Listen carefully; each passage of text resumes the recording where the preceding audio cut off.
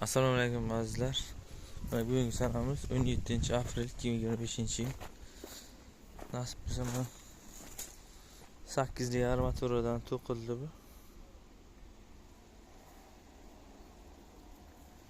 Quyish jarayonini boshlaymiz nasib bo'lsa.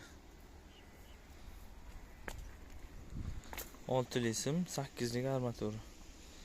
Hozir tozalab apalakka o'rnatib keyin quyish boshlanadi. Mana bu mehmonxona ichki qismini podval qilishyapti.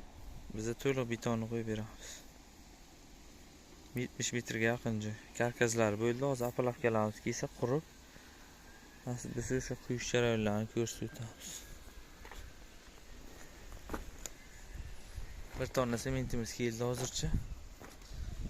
Ha, ber mana 40 qildi.